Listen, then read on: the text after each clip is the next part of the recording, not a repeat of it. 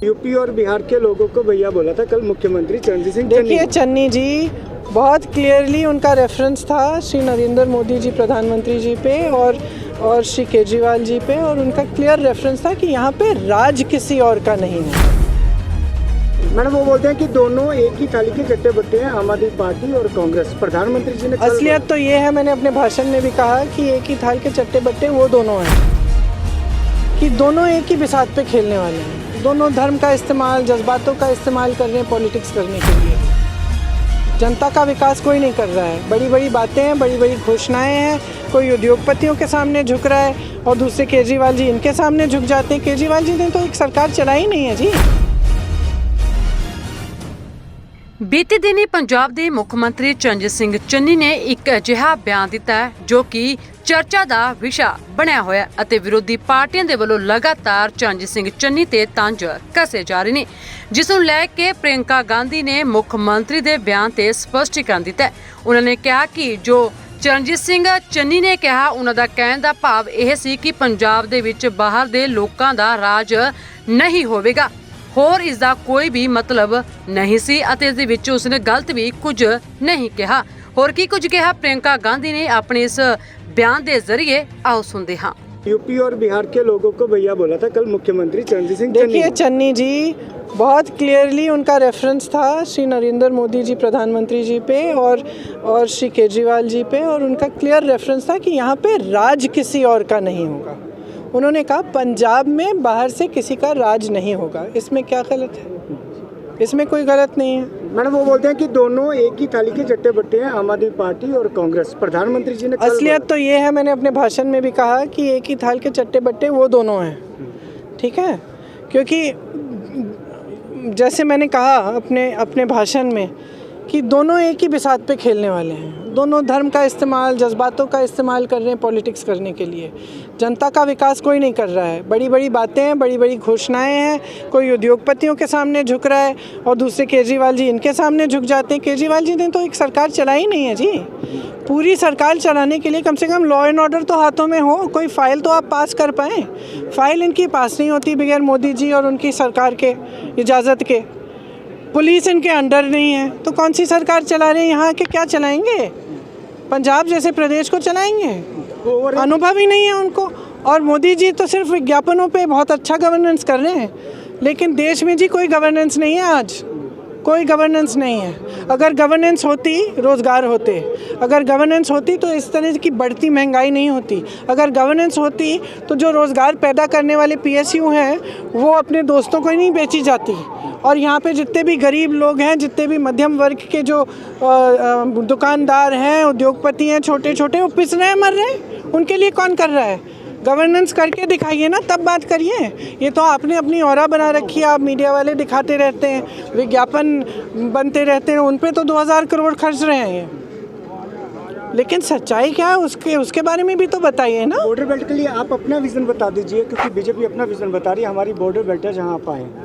क्या विजन बता रहे हैं? कांग्रेस का विजन जो है वो क्या नहीं, रहेगा? वो क्या विजन बता रहे हैं आप? वो बोल रहे हैं कि टूरिस्ट हब के तौर पर जो है वो डेवलप किया जाए। वो बोल रहे हैं कि अलग से एक बॉर्डर जो है वो स्कीम्स बनेंगी जिसमें अलग से काम किया जाएगा।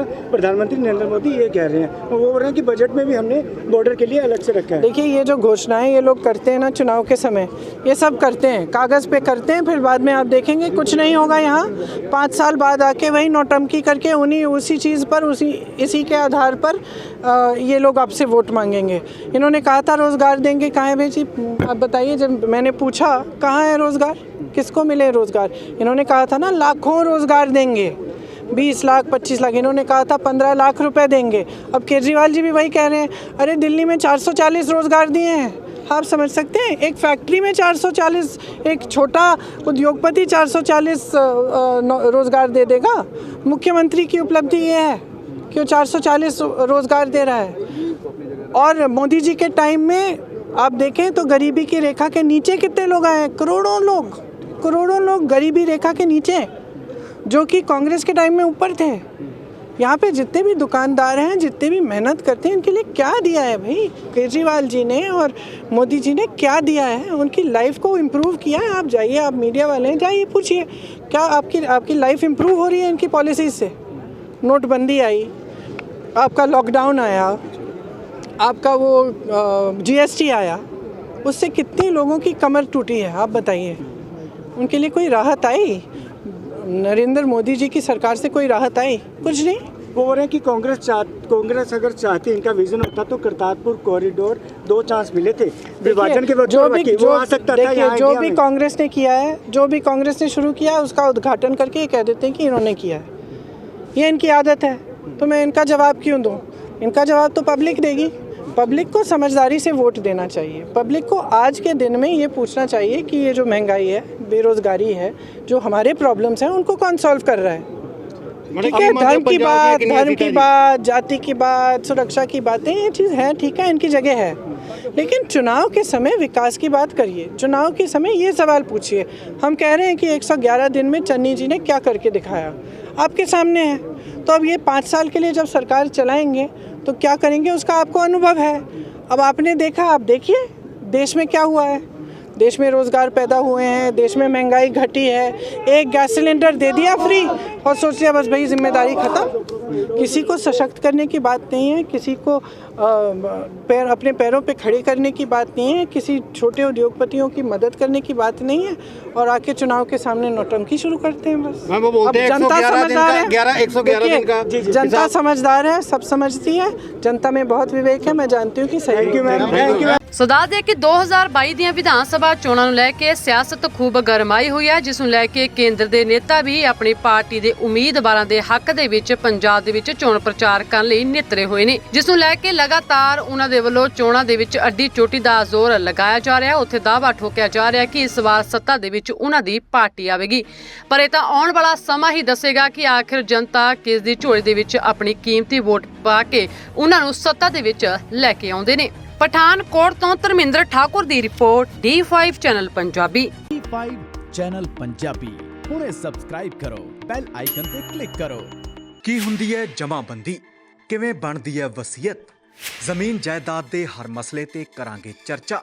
ਦੇਖਣਾ ਨਾ ਭੁੱਲਣਾ ਸਾਡਾ ਖਾਸ ਪ੍ਰੋਗਰਾਮ naibtehsildar.com ਕਾਨੂੰਨ ਜਾਇਦਾਦ ਦਾ।